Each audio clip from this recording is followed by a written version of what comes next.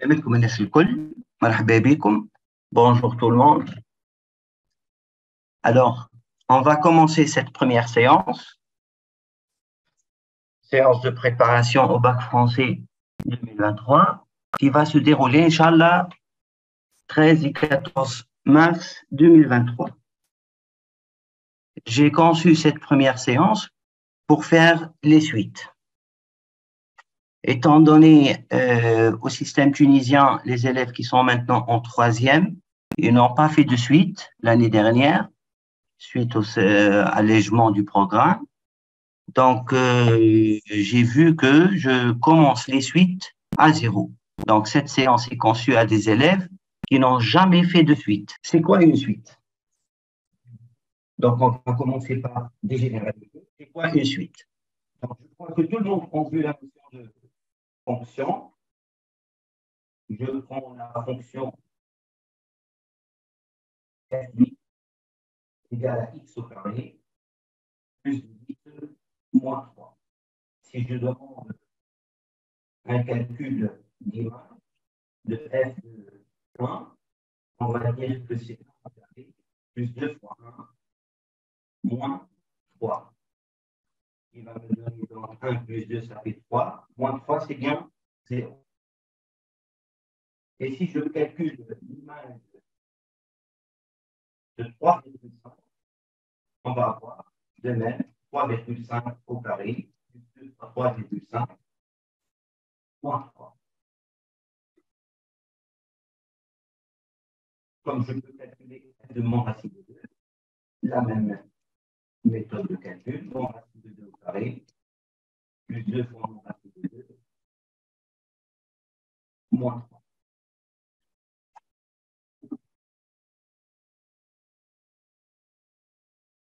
Une suite est bien une fonction. Comme j'ai commencé avec la fonction f ci-dessus, c'est une fonction de second degré qui est représentée par une parabole. Mais cette fonction qui est définie non plus comme la fonction ci-dessus, qui sont domaine de définition. C'est quoi le domaine de définition de la fonction f? Si quelqu'un veut me répondre.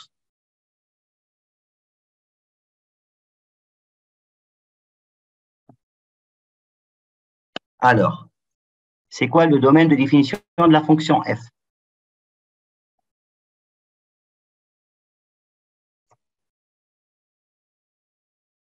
Kérim, tu peux répondre?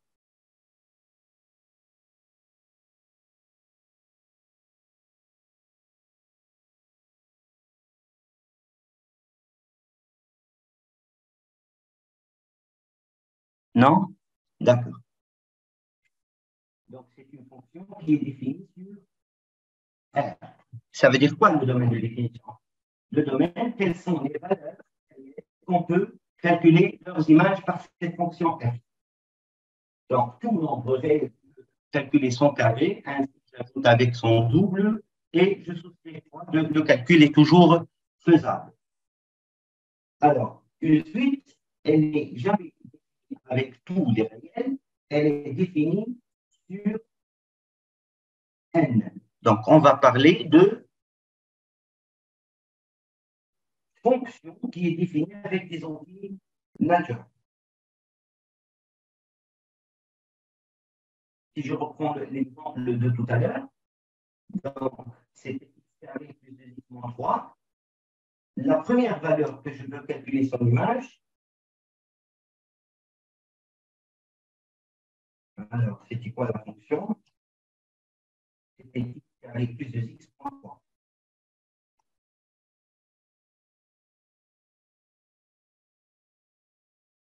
Le premier entier naturel, c'est quoi? Normalement, c'est 0. C'est quoi l'image de 0? Donc, 0 au carré 0 plus 2 fois 0 moins 3, c'est bien moins. La deuxième valeur qu'on peut calculer sur l'image, c'est le second entier naturel, c'est 1. Donc, le f de 1 va être de 1 au carré qui est égal à 1 moins 2 fois 1, ou bien 2 fois 1, moins 3. Ça me donne. Comme je peux calculer R2, etc. Donc, si un entier naturel n, l'image de cet entier n, c'est f de n, qui est égal à n au carré, plus 2n, moins 3. Là, nous avons adopté une notation avec les suites pour les distinguer des fonctions à variables réelles. Là, le x était un x réel lorsqu'on s'adressait aux fonctions, mais vu qu'on s'adresse maintenant avec des suites, les nombres qu'on va calculer leurs images par telle fonction, on a nommé suite, ce sont des entiers naturels. Donc, on a adopté la notation Fn, donc n étant l'indice pour dire naturel, c'est au lieu de x, on va choisir l'inconnu, la variable. Encore une autre notation. Cette notation f de n, et écrivant le n entre parenthèses, vu qu'elle a été réservée comme notation de fonction, donc là, on s'est fixé une nouvelle notation pour écrire le n en indice. Donc, on peut écrire fn, c'est n au carré plus 2n moins 3. Et on comprend par cette notation qu'il s'agit d'une suite qui s'appelle f et que son expression, qu'on appelle expression générale ou terme général de la suite f, fn égale n au carré plus 2n moins 3. Prenons un deuxième exemple. Si je prends la suite, maintenant on va la nommer U au lieu de F. Et je mets le N à l'indice. Et je vais prendre comme expression 1 sur N-2. Donc là, si je veux calculer les termes de cette suite, on peut soi-disant calculer a priori le U0 en remplaçant N par 0. Ça, c'est possible. Comme je peux calculer le U1,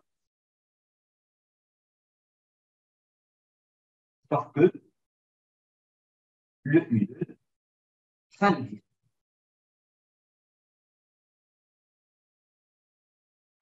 Pourquoi ça n'existe pas? Parce que ça va nous donner une valeur interdite qui donne 0 au dénominateur.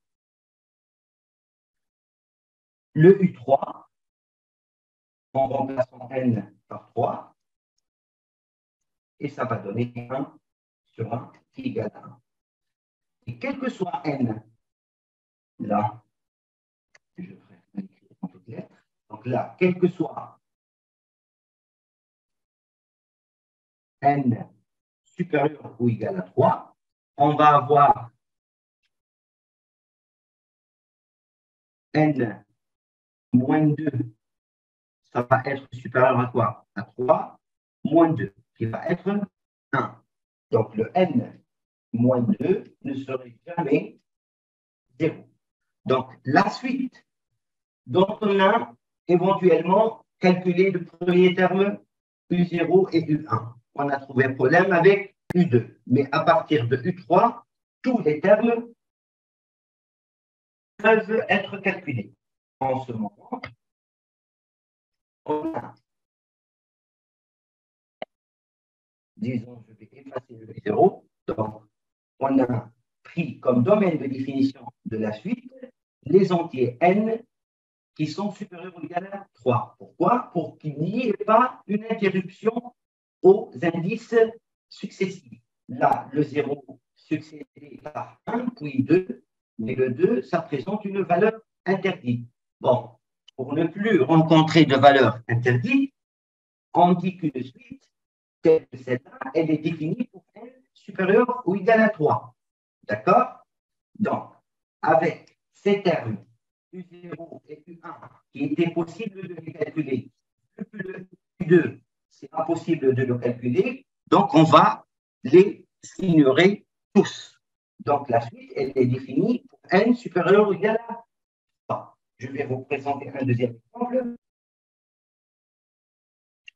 Je vais appeler suite Pn, soi-disant égale à racine carrée de n moins 3 sur n au carré moins 25.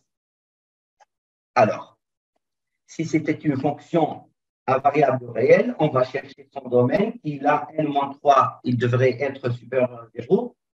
Donc, il faut que n-3 supérieur ou égal à 0, donc soit le n supérieur ou égal à 3. Pour le n au carré moins 25, vu que c'est au dénominateur, il ne peut jamais être égal à 0. Donc, on va chercher en quel moment ceci égale à 0.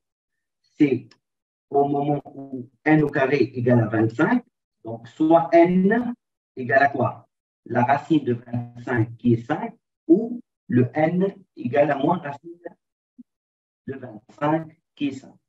Donc, là, nous avons moins 5 valeurs interdites, mais le n entier naturel ne peut jamais être égal à moins 5 naturellement. Le n égale à 5, c'est une valeur interdite qui me donne un 0. Les valeurs qui ne sont pas supérieures à 3 sont aussi interdites parce que ça va nous donner des nombres négatifs sous le radical.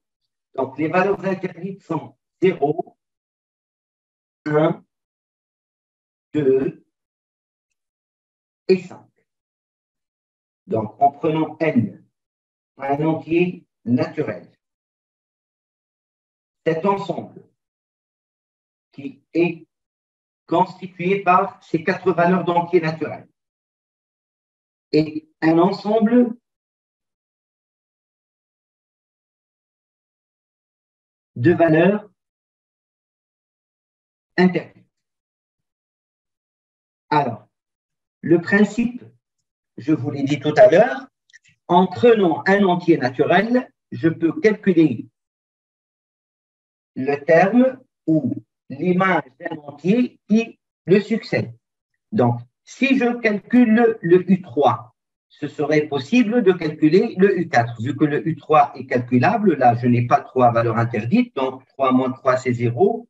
3 au carré moins 25, c'est pas 0. Donc, je peux calculer, là, je veux dire plutôt V. Donc, je peux calculer V3 comme je peux calculer V4, mais avec V5, je trouve problème.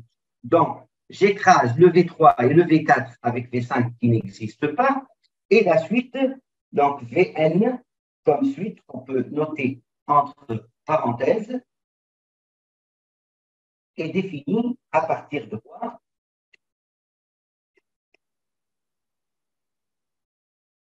Pour n supérieur ou égal à quoi? Supérieur ou égal à 6. Donc, on va sauter le 5 en valeur interdite et à partir de 6, je peux calculer tous les termes. Alors, si je vous rappelle bien cette généralité qu'on a fait ensemble, c'est quoi donc une suite? On va dire qu'une suite, c'est une fonction, mais cette fonction est définie sur quoi? Elle est définie sur n. Voilà, je vous présente donc cette définition. On va lire ensemble. Donc, une suite U de nombres réels est une fonction à valeur dans R, dont la variable est un entier naturel. L'image par U d'un entier naturel, on l'a noté au lieu de U de n, on a préféré de le noter U indice n et qu'on lit U indice n. Alors, ça s'appelle aussi un terme général.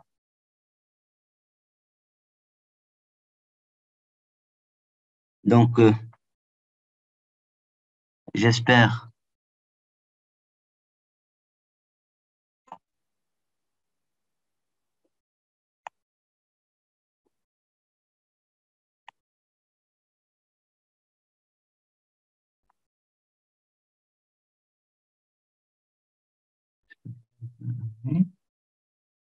Bien, pas de questions. Je ne vois pas de participants ici, donc.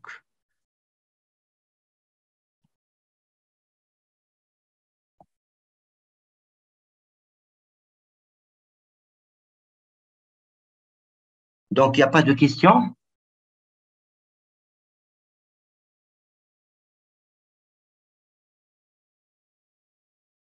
Je continue. Alors, qu'est-ce qui est nouveau avec les suites par rapport aux fonctions? Alors, la forme par laquelle j'ai introduit ce cours-là, ça s'appelle une forme explicite. Je prends une suite UN est égal à je sais pas, 2n plus 5 sur n plus 10. Ça s'appelle une forme explicite. Ça veut dire quoi explicite? C'est une expression directement en fonction de n. Donc, l'expression de la fonction, littéralement, c'est 2n plus 5 sur n plus 10. Ça s'appelle une forme explicite. Avec les suites et ce qu'on n'a jamais vu avec les fonctions, il y a une nouvelle forme qu'on appelle une forme récurrente. Alors, c'est quoi une forme récurrente? Donc, cette forme, ça s'appelle une forme explicite. Comme une forme, ce qu'on appelle une forme récurrente. Je commence par un premier terme U0. Je me fixe U0 égale à une valeur, soi-disant 10. Mais j'aimerais bien présenter cette. On va essayer de comprendre ensemble. Le U indice n plus 1, c'était bien égal à U indice n plus 2. Ça veut dire quoi? Si je remplace n par 0, si je remplace n par 0, je vais avoir quoi? U indice 0 plus 1 égale à U indice 0 plus 2. Or, le U0, c'est bien égal à combien? C'est bien égal à 10. Donc, le U0 plus 1, ça me donne U indice 1 égale à le U0 qui est plus quoi? Plus 2. Je vais remplacer maintenant n par 1.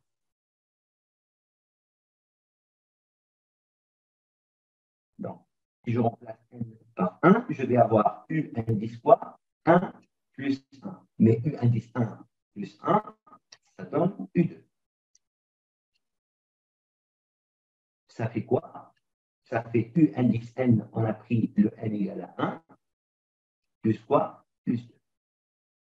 Ce terme U2 et ce terme U1, il s'appelle des termes consécutifs. Donc, après le U1, on va avoir le U2. Mais après le U2, on va avoir le U3 et ainsi de suite.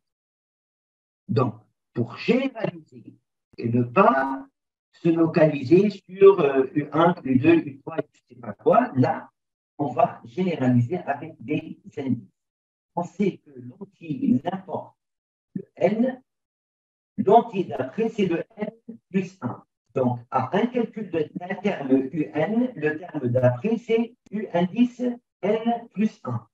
Le UN plus 1, il est égal à UN plus 2. Autrement dit, un terme U indice n plus 1, il est calculé à partir du terme précédent majoré par 2.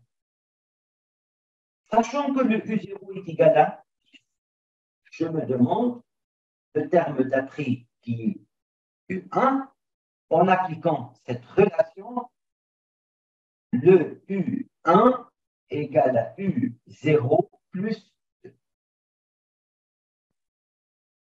Et si je veux calculer le U2 maintenant, Donc, le U2, c'est un terme qui suit le terme U1. Donc, en appliquant cette même relation, je vais dire que U2 est égal à U1 plus 2. Si le U3 est bien égal à U2 plus 2, et ainsi de suite. Donc, ce que j'ai fait ici, c'était simplement pour vous expliquer la succession des termes, mais cette relation qu'on appelle une relation de récurrence. Cette relation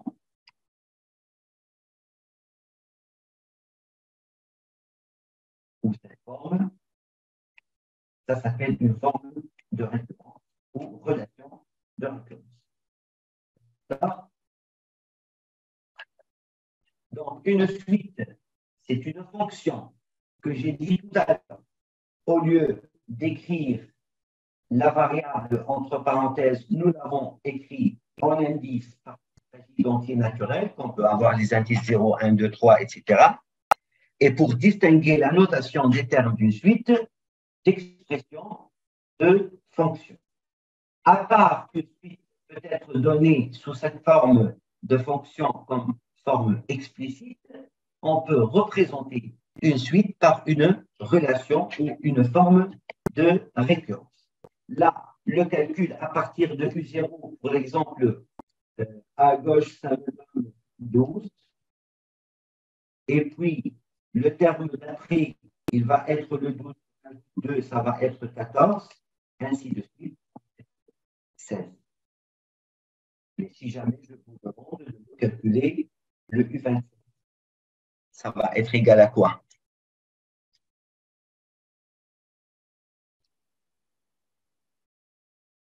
Là, je sais que le U27, c'est le terme qui est juste après quoi? Après U26. Donc, le U27 va être égal à U26 plus 2. Est-ce qu'on a le U26? Nos calculs de tout à l'heure, après avoir nous donné le U0, on a pu calculer directement le U1, le U2, le U3, qui va nous permettre à son rôle de calculer le U4, et je ne peux calculer donc U27 qu'après avoir calculé les termes de U0 de proche en proche jusqu'à U26.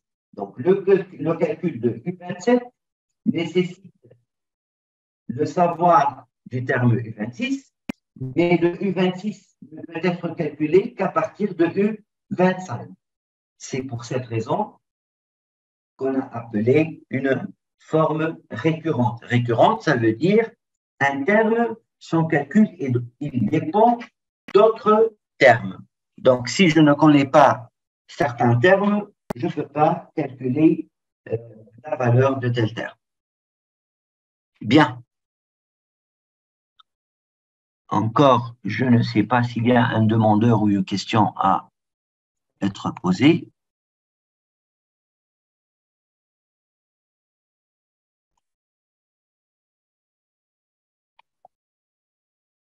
Bien.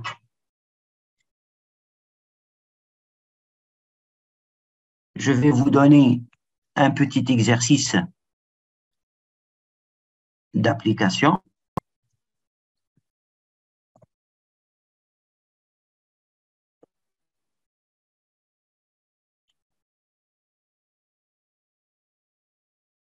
Alors, ici, on considère les suites UN et VN, définition N par UN égale et VN égale.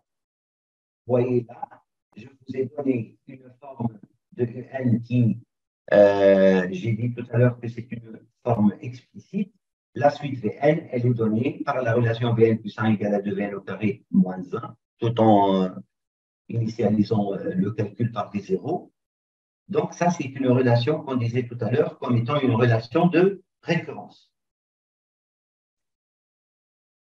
Alors, la question, pour chacune de ces suites, calculer les 3 premiers termes, puis calculer le 5e terme. Je vous demande maintenant, s'il vous plaît, j'aimerais bien avoir 2 participants, de prendre 2 ou 3 minutes pour répondre au moins à la question petit a, puis on va la corriger ensemble.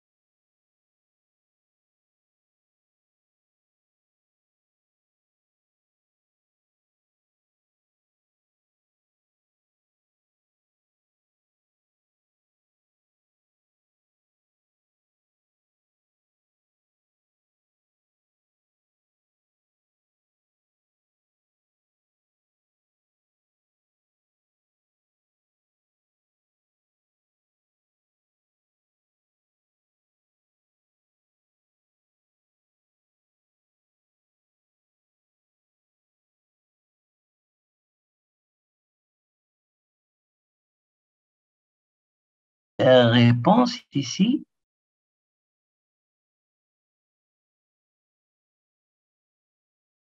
Il y a quelqu'un qui veut répondre?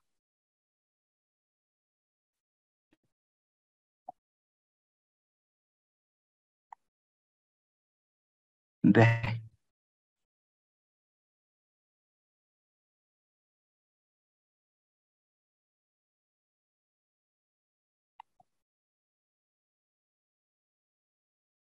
pas plus vraiment ça. Bon, désolé Karim, donc j'ai pas pu là.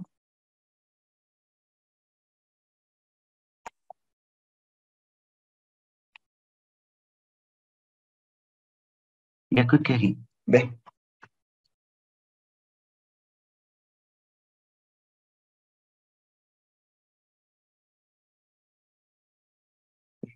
malheureusement commencer à corriger parce que j'ai pas pu donner la parole à un élève qui lève son doigt.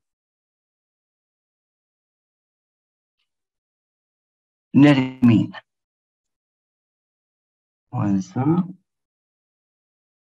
Saïd.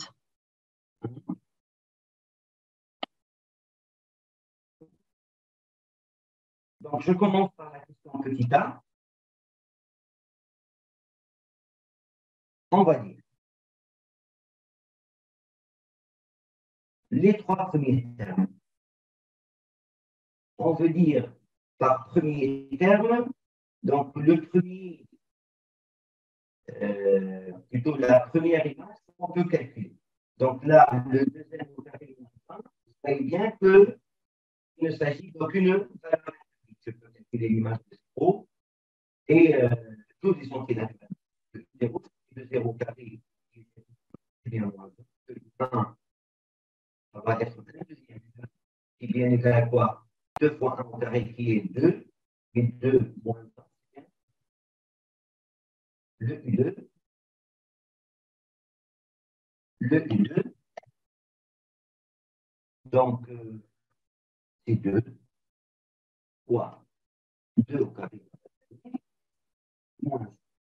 Donc ça fait 4 fois 2 qui est égal à 8. 8 moins 1, c'est bien 7.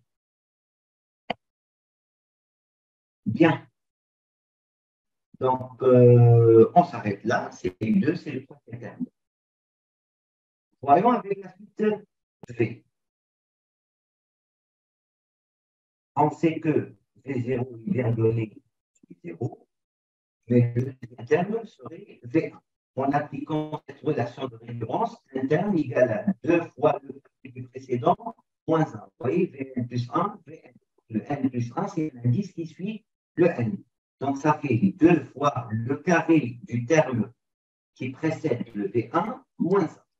Donc, ça fait 2 fois 0 carré moins 1, qui est bien égal à moins 1. Alors, après le V1, le terme d'après, qui va être le troisième, V2, c'est 2 fois le carré du terme qui le précède, qui est V1, moins 1. On vient de calculer le V1, c'est moins 1, donc ça fait 2 fois moins 1 au carré, moins 1. Bien sûr, 2 moins 1, c'est bien 1. Donc, les termes de la suite sont bien quoi? 0, moins 1, puis 1.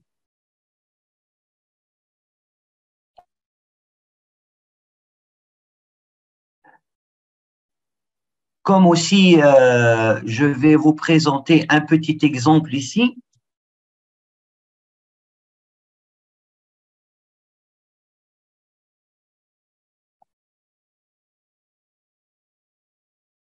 C'est encore un moyen de parler de suite dans des situations différentes. Donc, tout à l'heure, je vous ai dit que de suite, on peut l'exprimer par forme explicite ou bien par forme récurrente. Il y a certaines situations ou problèmes géométriques qu'on peut rencontrer qui nécessitent l'intervention de suite. On appelle des longueurs ou des surfaces ou des périmètres qui sont sous forme d'une suite. Voyons ici, on vient de présenter un triangle rectangle en un premier point à 0. Et puis, l'extrémité A1 de l'hypoténuse, je la prends comme aussi le sommet d'un angle droit d'un deuxième triangle, et on fait ainsi de suite de triangle. Donc, chaque hypoténuse serait un côté d'un angle droit du triangle et de proche en proche, on construit une suite de triangles. Sauf que dans cette suite de triangles, on a pris chaque côté qui relie le sommet A0 à A1, puis A1 à A2, puis A2 à A3, etc.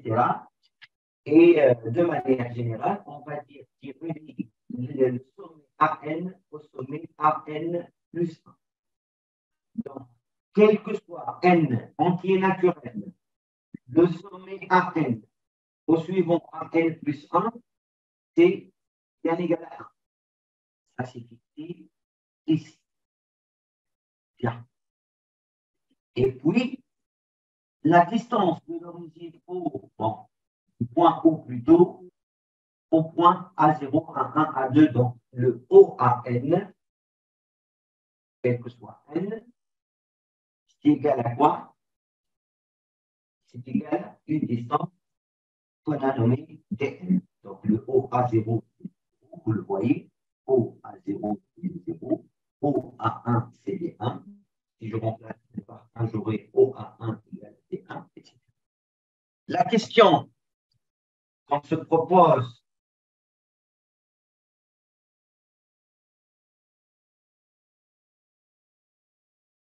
de poser, on veut démontrer que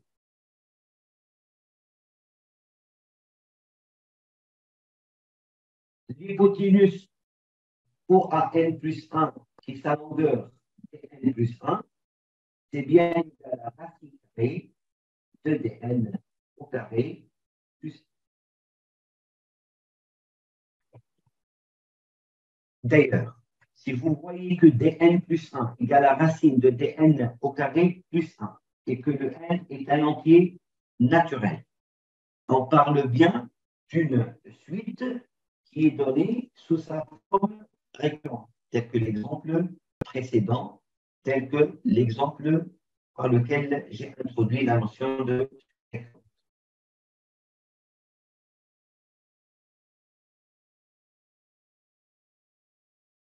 Comment montre-t-on cette relation?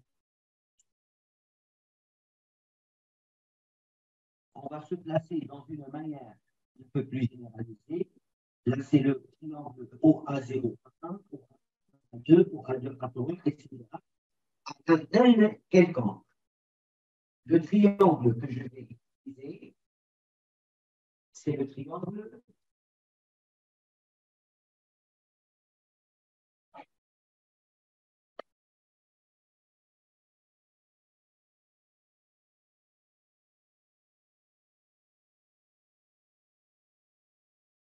que je vais mettre O.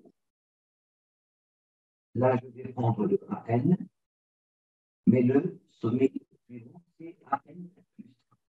Donc, le OAN plus 1, on a dit que sa longueur, c'est DN plus 1. Donc, N, sa longueur, c'est DN.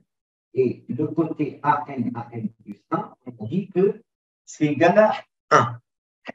Alors, si vous voyez cette figure et ce triangle rectangle en AN, le calcul de la longueur de son hypoténuse DN plus 1, en utilisant le théorème de Pythagore. Attendez, je ne vois vraiment aucun participant.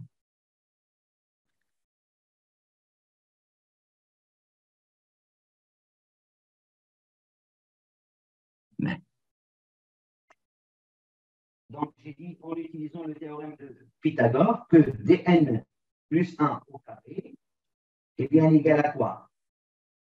À OAN au carré, c'est-à-dire dn au carré, plus quoi? AN plus 1 au carré qui égale 1 au carré. Je répète, donc le triangle OAN plus 1 est un triangle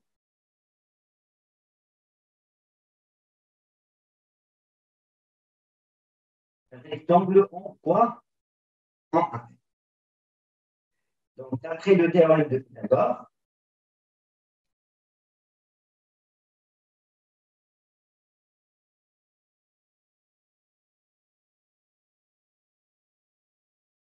on va avoir quoi? On va avoir OAN plus 1 au carré égale à OAN au carré plus AN plus 1 au carré, ce qui me donne cette relation. Mais telle relation, si je calcule la distance, maintenant je vais passer à la racine carrée. Donc, la distance n, c'est la racine de 12. Donc, on va dire que le dn est autre que quoi? La racine carrée de, plutôt dn plus 1, égale la racine de dn au carré plus. Et partons des zéros. Si je reviens à la figure de tout à l'heure, les zéros étaient donnés 1. Non. Les longueurs des hypoténuses, le D1, le D2, le D3 et Dn, quel que soit n supérieur à 1. On va avoir toujours Dn plus 1 égale à la racine de Dn plus 1. Autrement dit, je définis tout de suite par sa forme récurrente. D0 est égal à 1 et que Dn plus 1 est égal à la racine de Dn au carré plus 1. Si jamais je veux calculer l'hypoténuse d'un triangle numéro, on revient aux numérotations de triangle, ça c'est le numéro 1, 2, D3. Donc, le troisième triangle, ça me donne le D3. Donc, si je veux calculer l'hypoténuse du cinquième triangle, donc l'hypoténuse du cinquième triangle, la longueur de l'hypoténuse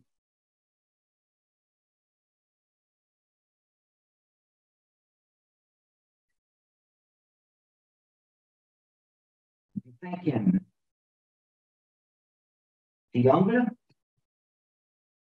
c'est quoi? Et D5 égale racine carrée de quoi? De D4 au carré plus 1. Sauf que, bien sûr, le D4, je ne le connais pas, je ne peux le savoir qu'après avoir calculé quoi? Le D3. Merci. Le D3 nécessite le calcul de quoi? De D2. Bien, je vous laisse le temps de faire les calculs en partant ici de 1, 1, donc 1 au carré, ça fait 2, le D2 c'est racine de 2, le D3 c'est racine de 3, et le D4 ça va être racine de 4. Voilà. Donc j'ai choisi cet exemple pour vous dire qu'on peut rencontrer des suites dans des activités géo. Quels sont nos intérêts avec les suites? Donc, première chose, je vous rappelle que une suite en tant que était définie tout à l'heure comme étant une fonction, on peut dire ici qu'une suite, on peut représenter ces termes. Donc là, je vais parler de représentation graphique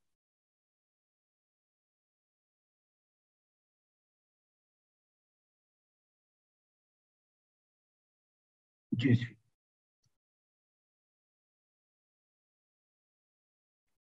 Alors, c'est quoi la représentation graphique d'une suite?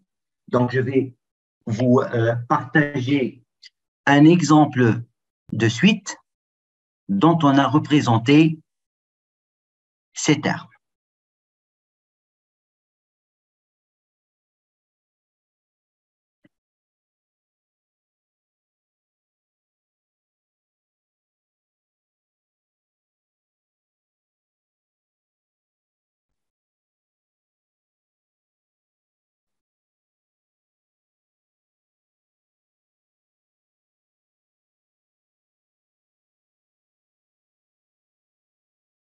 Bien. Un égale.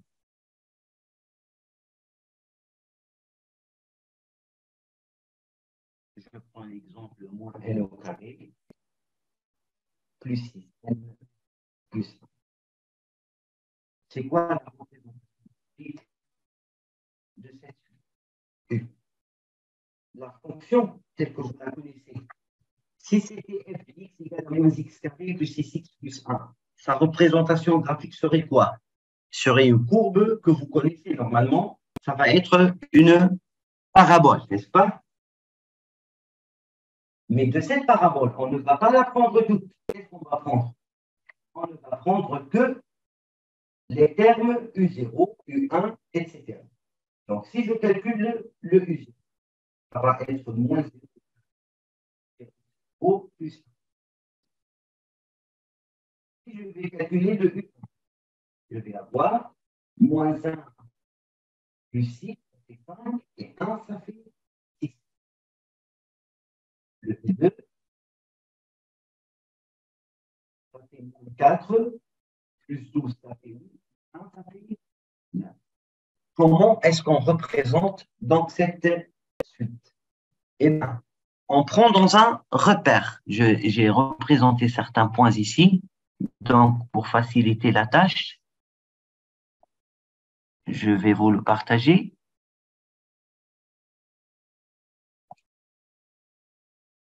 Voilà. Je les ai représentés ici. Voilà. Qu'est-ce que je viens de représenter? Alors, dans un repère, je vais représenter le premier point. Je l'ai nommé A0. Donc, le N, c'est 0. Voilà 0. L'ordonnée, ici, c'est quoi? Moins 1. Apparemment que je me suis trompé d'exemple. Oui, justement. L'exemple que j'ai tracé, c'est en fait, c'est moins 1 et non pas plus 1. Donc, ou bien que j'efface ça, ce n'est pas la bonne courbe, donc je dois. Eh bien, regardez comment est-ce qu'on fait. On trace dans un repère.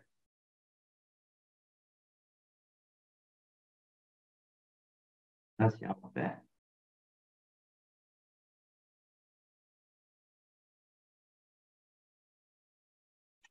Le 0, son image, c'est 1. Donc,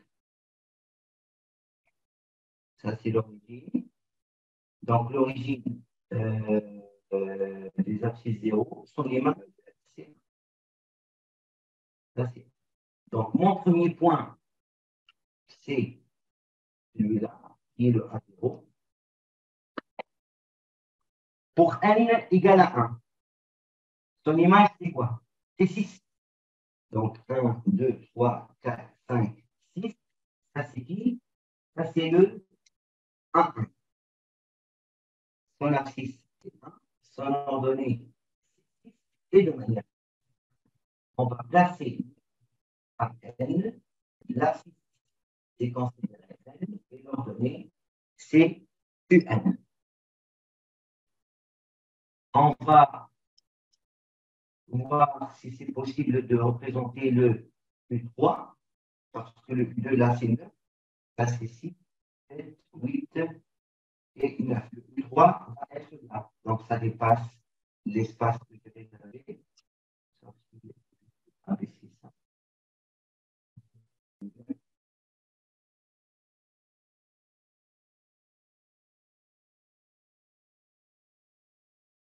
Okay.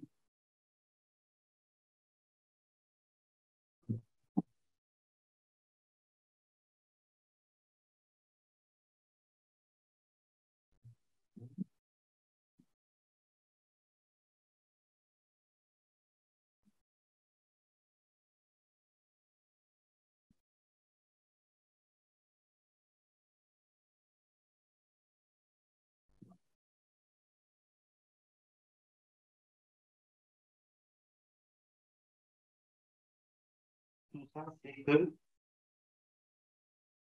pouvoir représenter Monsieur Humain. Pour pouvoir représenter Monsieur.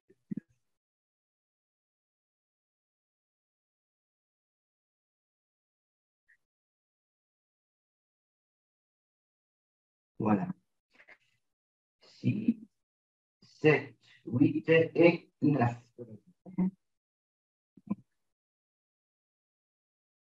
Le 9 et 2 à 2, c'est ça.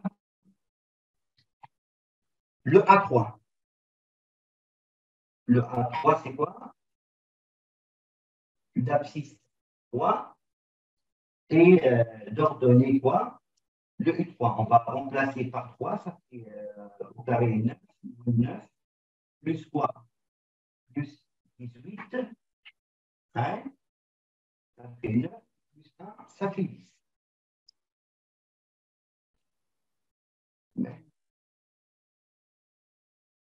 Donc, ça, c'est le A3.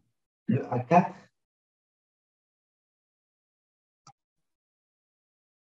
moins 7, plus 1.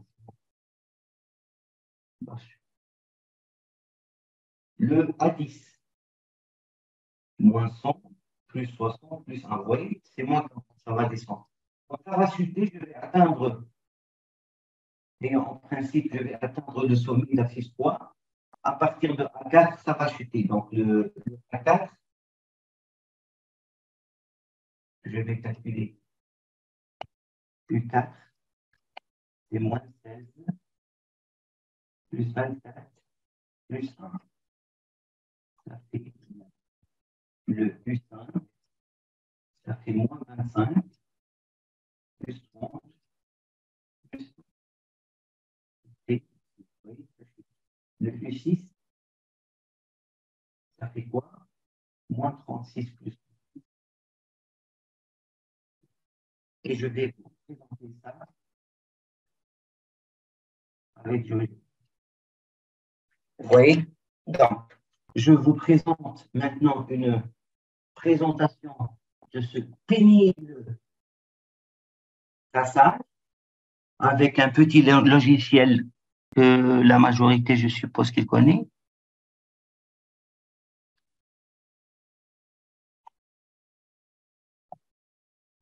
Voilà.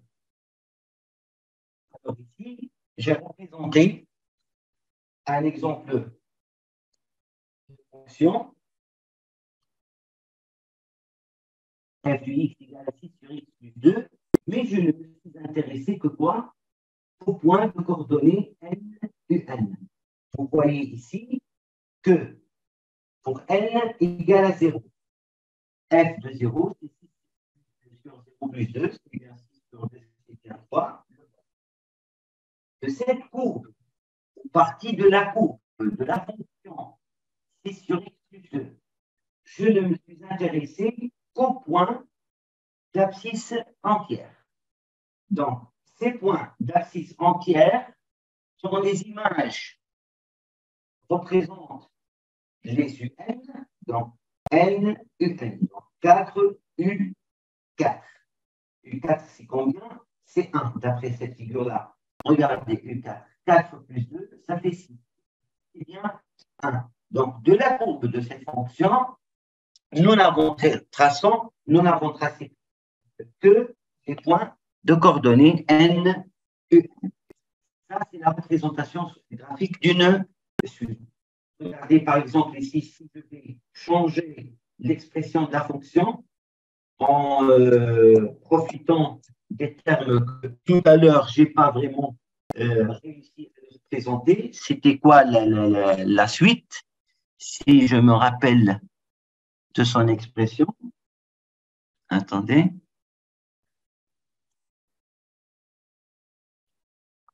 C'est moins n au carré plus 6n plus 1.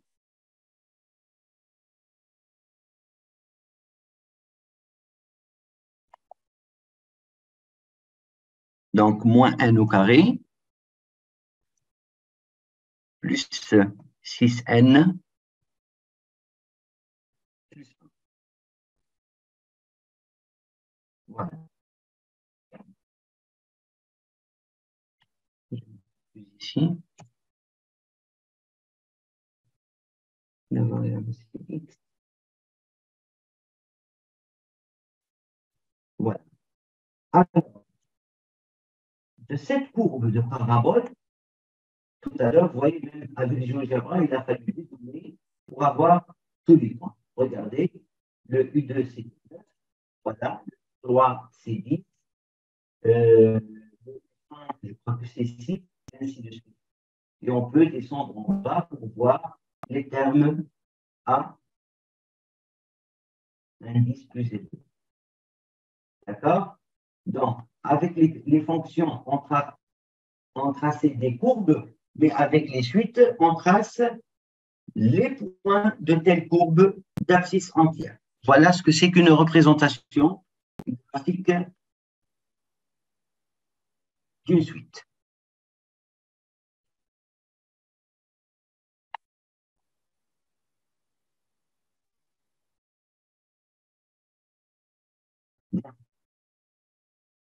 Revenons maintenant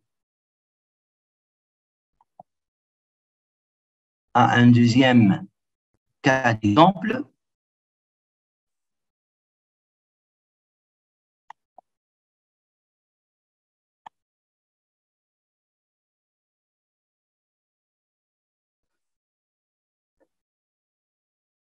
Donc, juste ici, je vous le laisse au moment où vous allez regarder cette vidéo comme exemple de traité, je vous l'ai imprimé, mais quand même, je vais vous présenter un autre cas de suite, mais cette fois-ci, une suite récurrente. Je vous ai choisi un exemple de suite récurrente. Une seconde.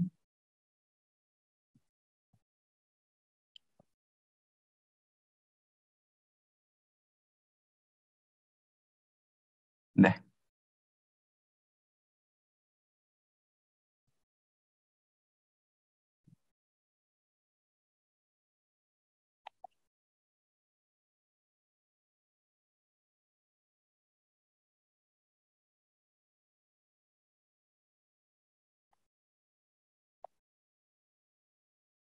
Voilà. Ça vous paraît trop compliqué, je vais vous expliquer.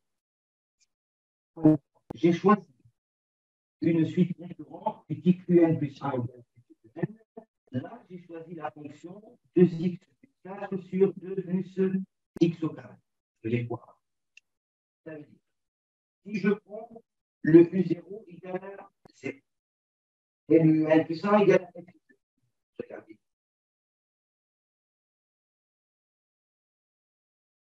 Le U0 égale à 2, et la relation de référence, UN plus 1 égale à F de U.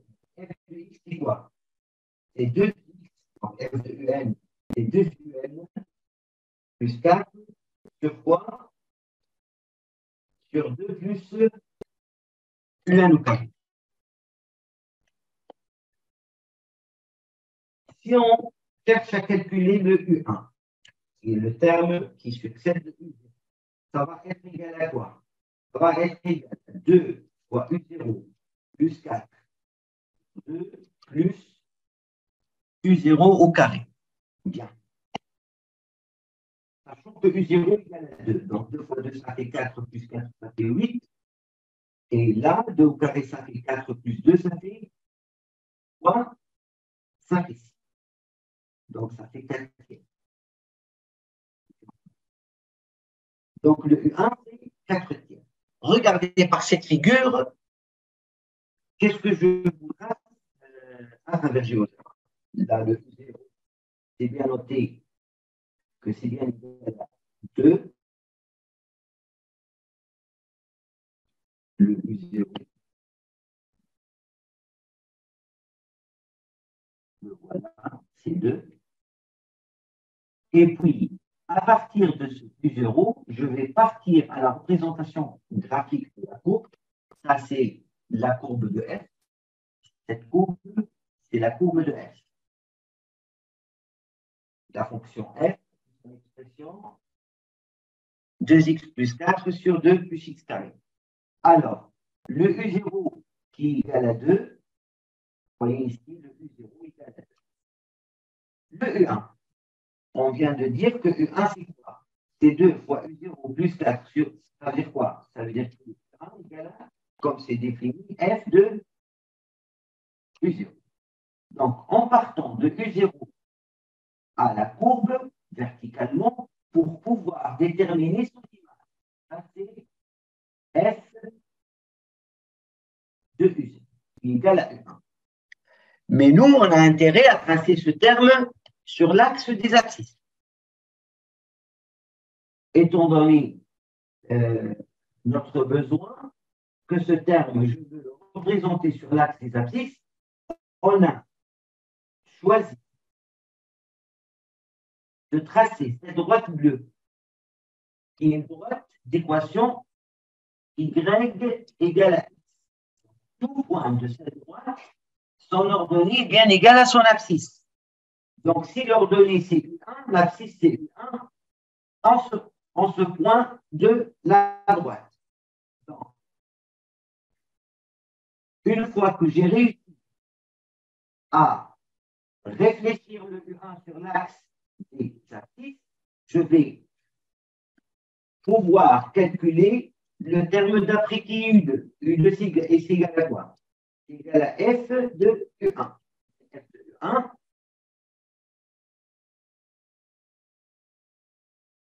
c'est un calcul pénible qui va être fait. Hein. Donc, c'est 2 fois U1 plus 4, 2 plus U1. Je n'ai pas intérêt à calculer. Pourquoi? Parce que j'ai intérêt à représenter. Au lieu donc de le calculer, la représentation se fait par le même procédé, c'est-à-dire de U1. Je passe courbe, la courbe qui va me donner l'image, il a noté en rouge le U2, mais le U2, au lieu de le représenter sur l'axe donné, je le projette sur l'axe x en s'aidant de cette droite d'équation y égale à x. Ça me permet donc de tracer le U2. Là, cette figure, je l'ai prise à titre d'exemple en prenant les indices 0, 1 et 2. Donc, j'ai fixé n égale à 2. Et j'ai ainsi représenté les trois termes.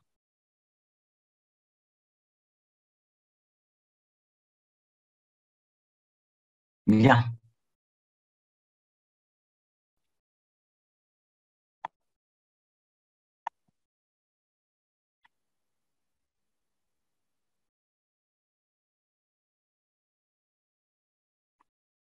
Alors, si je regarde les choses qu'on a fait ensemble, alors, on va commencer par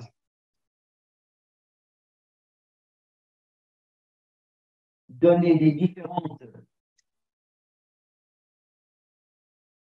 formes de suite, soit la forme explicite, soit la forme récurrente. Et puis, on est passé par un petit exemple de calcul, soit avec la forme explicite, avec la forme récurrente de certains termes consécutifs d'une suite.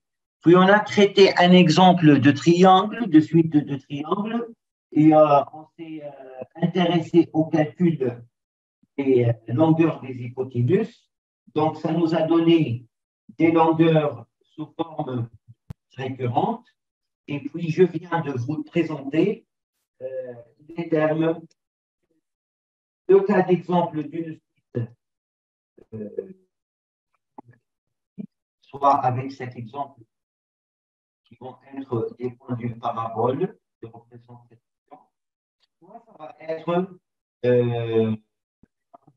ce que j'ai choisi ici, hyperbole, les coordonnées de points, abscisse entière. Et puis, comme deuxième représentation graphique de suite, là où la suite est récurrente.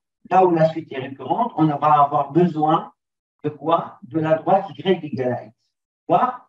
En sachant un terme que calcule son image par la fonction pour avoir le terme d'après, mais tel terme d'après, j'ai besoin de le projeter sur l'axe x. C'est pour cela que j'ai choisi qu'on a à représenter la droite d'équation y égale à x. Je passe maintenant à un autre paragraphe sur les suites, c'est le sens des variations de suite. Donc, je vais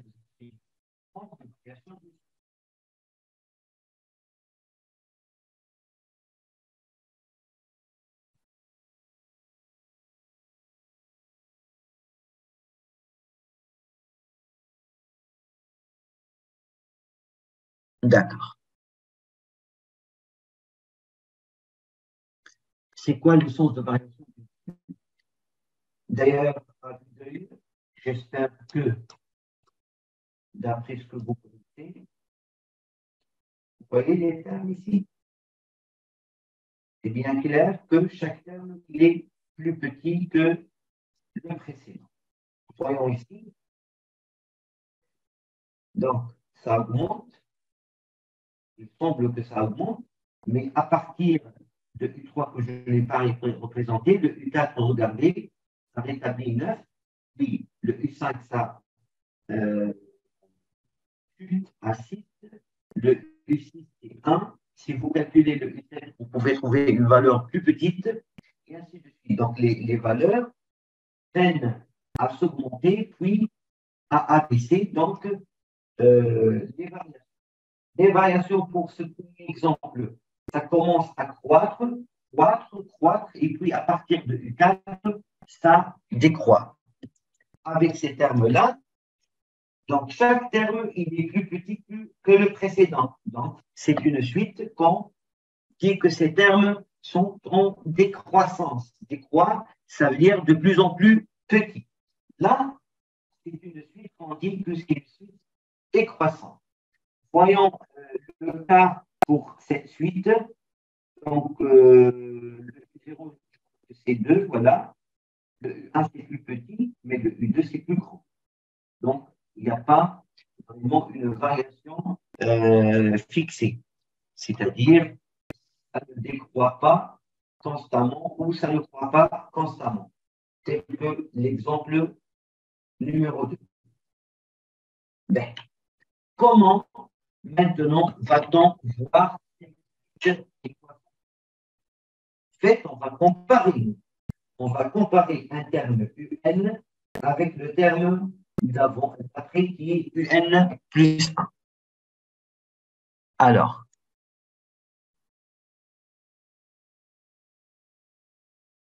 si le terme UN plus 1 est plus grand que UN, on va dire que la suite est croissante.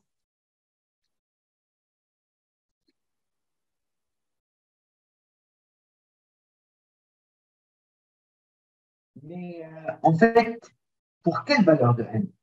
Est-ce que pour n égale à 0, pour n égale à 1, pour n égale à 2?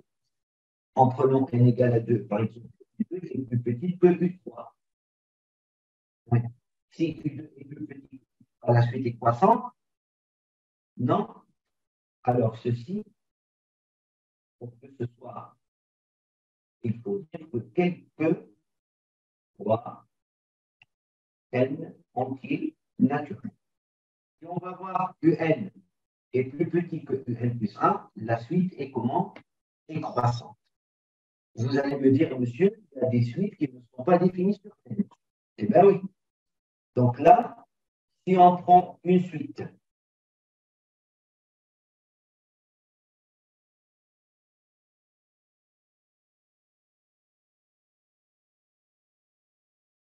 définie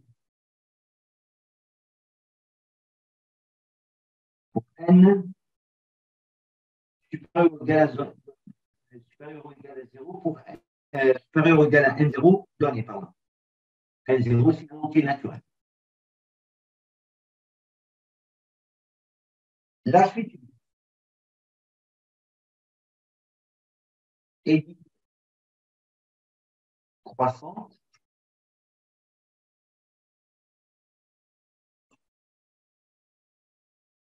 pour tout n supérieur ou égal à 0 à n0 l'entier à partir duquel la suite est définie. On a quoi? Le terme UN plus 1, il est comment? Il est plus grand que le terme UN. Donc, j'ai préféré écrire à l'envers. Là, les deux sont corrects. Soit que vous dites UN plus 1 est plus grand que UN, soit vous dites que UN est plus petit que UN. L'essentiel, un terme, il est plus grand ou égal au terme d'avant. Ça s'appelle une suite croissante. Donc, le sens de variation d'une suite, c'est comparer quoi? C'est comparer les termes UN plus 1 et UN avec tous les entiers possibles. D'accord?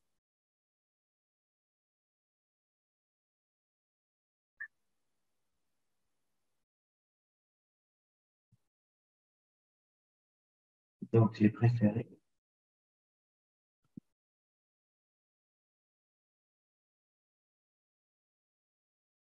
Voilà. Exemple.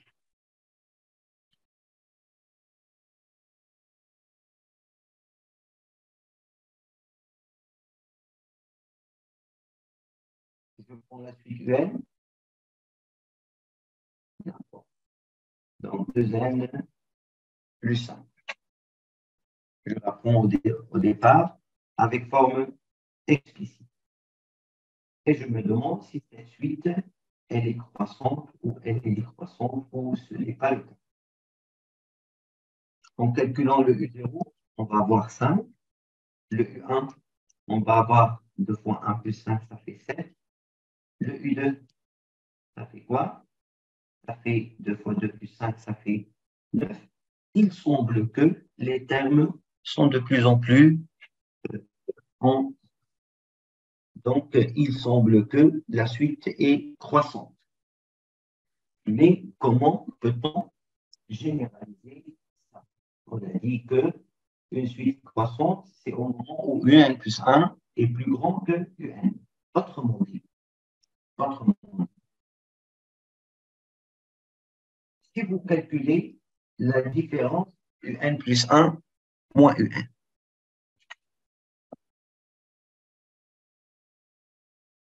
et ça vous donne quelque chose de positif. Vous allez conclure que quoi? Que UN plus 1 est plus grand que UN.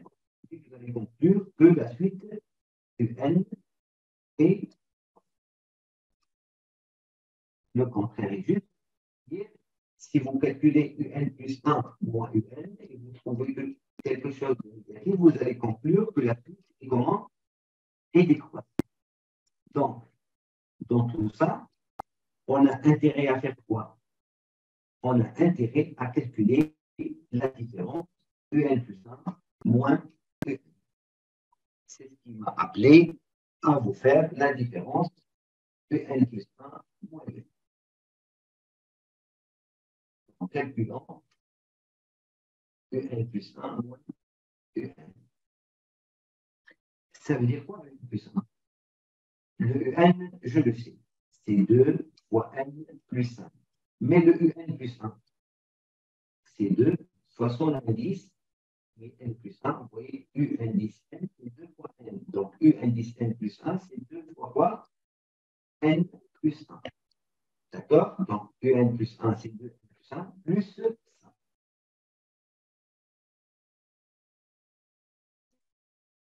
Je développe et je simplifie mes calculs.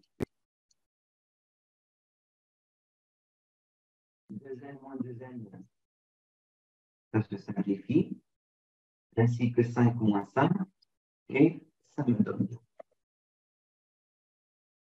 Tout à l'heure, je vous ai dit que le calcul de UN plus 1, pour chercher son signe.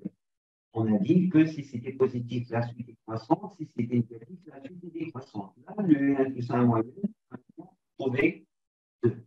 2 est un nombre positif. Quoi?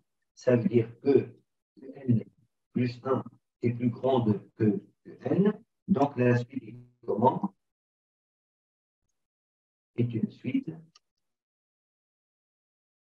croissante.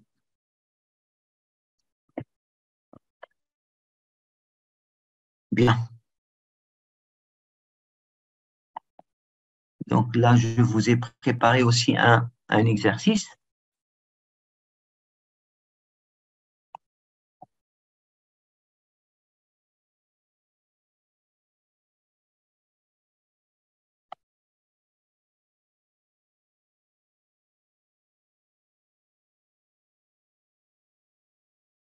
Voilà. Comme je vais vous laisser quelques minutes pour voir ça, et puis je corrige.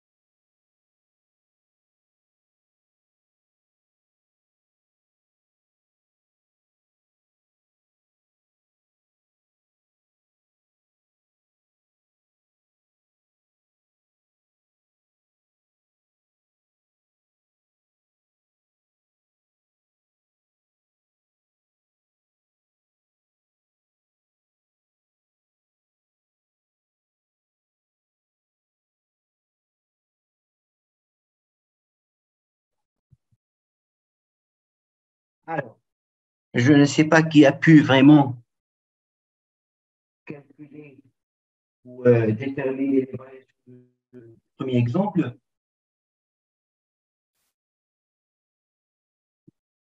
Le n égale à 2n au carré moins n plus 1 pour le premier exemple.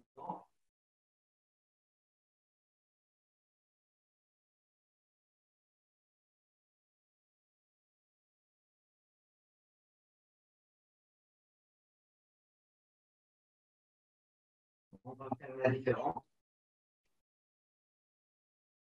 N plus 1 moins n.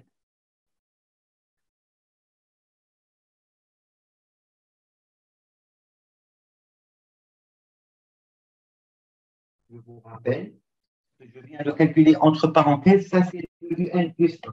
Le calcul de un plus 1, ça revient à remplacer l'indice n par n plus 1.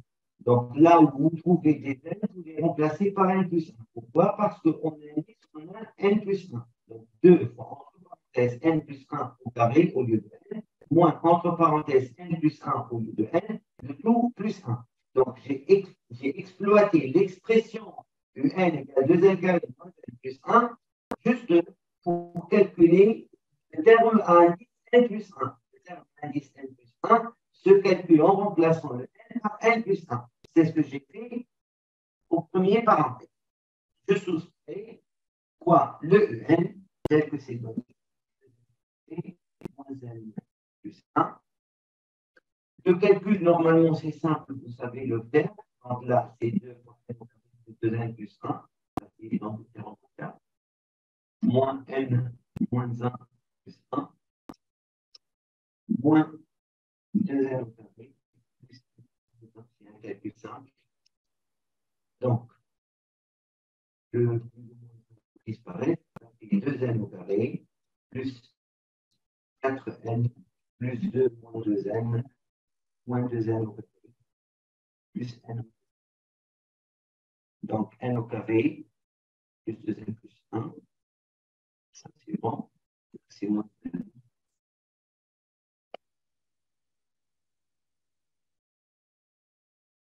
Voilà.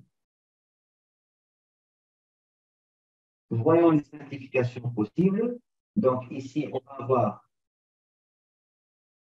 2n carré moins 2n et n moins n. Ça reste quoi? Donc, 4n plus 2 moins 1, c'est plus 1. Alors, qu'est-ce que vous en pensez de ce résultat? Je veux dire, parce que tout à l'heure, je vous ai dit que la différence un plus 1 moins un se calcule pour voir son signe. Si c'est positif, la suite est croissante. Si c'est négatif, la suite est décroissante. Donc, un plus 1 moins un, c'est 4n et le n naturel, donc c'est positif. Donc, le produit est positif, plus 1, c'est bien positif. Je conclus avec ce premier exemple que la suite U est comment? Est croissante.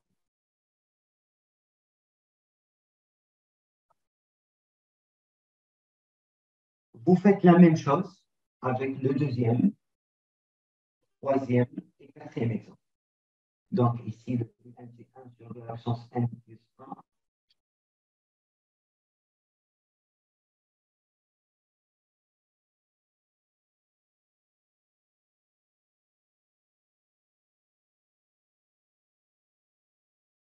On se propose de chercher le signe de n plus 1 moins n. Donc le n plus 1, le même principe. Je remplace l'indice n par n plus 1 moins n.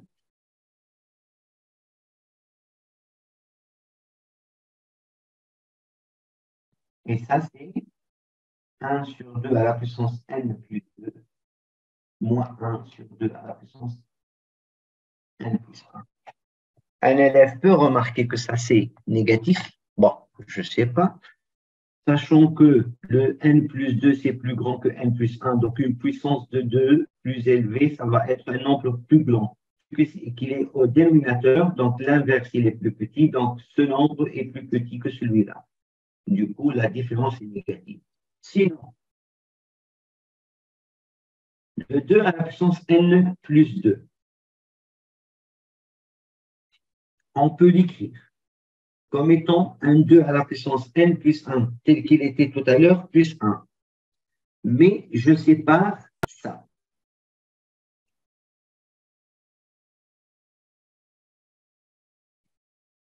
L'objectif de cette séparation, c'est de factoriser. En fait, le n plus 1 moins un égale. Vous voyez, si je profite que 1 sur 2 à la puissance n plus 1 fois 2 à la puissance 1, c'est 1 sur 2 à la puissance n plus 1 fois 1 sur 2 à la puissance 1, qui est 1 demi, moins 1 sur 2 à la puissance n plus 1. Et du coup, je vais factoriser par quoi? Par le terme 1 sur 2 à la puissance n plus 1. C'est 1 demi moins quoi? Ici, on a 1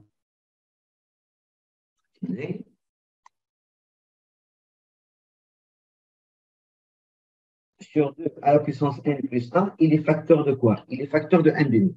Mais là, on a 1 sur 2 à la puissance n plus 1, facteur de quoi? Donc, c'est facteur de, pour qu'il soit égal à lui-même, on le multiplie par 1. Donc, on va dire donc 1 sur n plus 1 fois 1 demi moins 1 sur 2 à la n plus 1 fois 1. Donc, c'est 1 à la puissance de n sur 2 à la puissance n plus 1 fois quoi? Fois 1 demi moins quoi? Moins 1.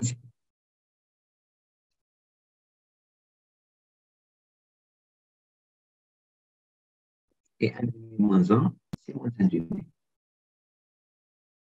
Le 1 à la puissance, sur 2 à la puissance n plus 1, c'est un nombre positif, fois moins 1 demi qui est un nombre négatif, et ça, c'est négatif.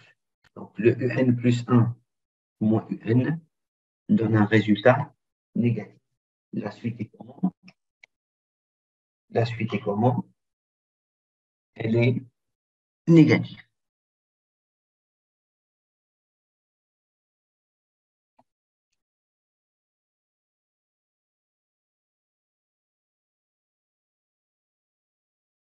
La suite UN.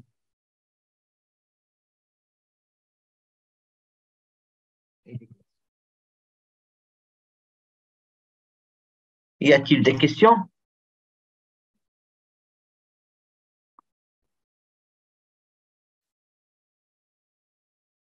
Bien. Alors, je vais vous en parler maintenant un peu du programme qu'on va faire ensemble. Donc, c'est une première séance qui a été conçue sur la définition des suites. Alors, j'ai fait des généralités, des représentations graphiques d'une suite, variations de suite. Qu'est-ce qu'il nous reste? Ça nous reste des cas de suite particulières, ce qu'on appelle les suites arithmétiques, et d'autres aussi qui sont particulières, qu'on appelle les suites géométriques. Ces suites-là vont être les sujets de la séance prochaine.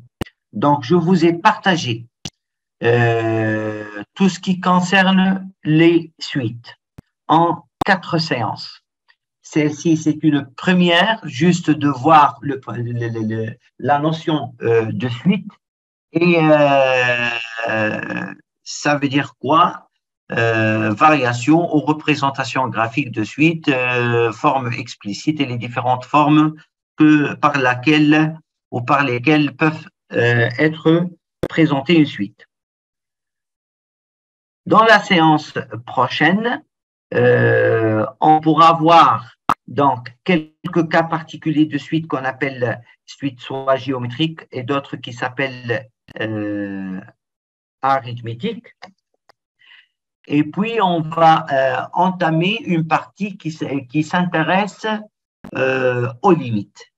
Les suites, si je reviens ici,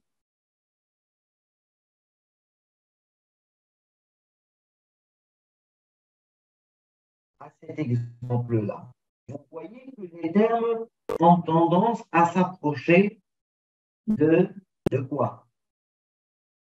D'une valeur qui est 0. Donc, si vous voyez cette courbe, qui est une hyperbole, normalement l'année dernière, vous la connaissez. Cette hyperbole, ça possède une asymptote horizontale. L'asymptote horizontale, elle a comme équation y égale à 0. Donc, les termes qui s'approchent de 0. On va parler de limite, c'est-à-dire qu'en prenant n égale à 100, en prenant n égale à 1000, en prenant n égale à milliard, en prenant n de plus en plus grand jusqu'à l'infini, les termes un qui sont f de n vont tendre vers quoi? Là, on va voir que ça va tendre vers 0. Et les suites qui en possèdent des limites finies, on va les appeler des suites convergentes. Sinon, on va dire que ce sont des suites qui ne sont pas convergentes, autrement dit, qui sont des suites dites divergentes. Donc, à propos de suites arithmétiques, suite géométrique et notion de limite, et suite convergente, ce sera le sujet de la séance numéro 2. La séance numéro 3, je vais, disons, développer les notions de limite de suite. Et en 4e séance, peut-être je ferai le principe de récurrence. Donc, vous voyez que ce chapitre, malheureusement, on a été pénalisé, qui n'a pas été fait pour l'année dernière pour les élèves système tunisien, mais n'empêche, on va tout faire avec une séance de plus, et voilà. Donc, j'espère que cette séance vous a été intéressante.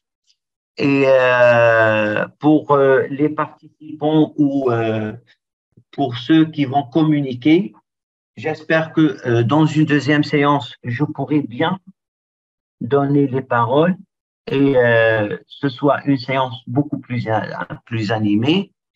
À propos de votre programme qui va se dérouler au mois de mars, donc j'ai réservé un planning qui en moyenne de 20 séances, donc dont 4 vont être consacrées avec les suites. Le programme va contenir plusieurs thèmes tels que la géométrie dans l'espace, les fonctions exponentielles, logarithmes, les dérivées de fonctions, etc. Comme ça possède une autre partie qui s'appelle probabilité, donc on va avoir les variables aléatoires, etc.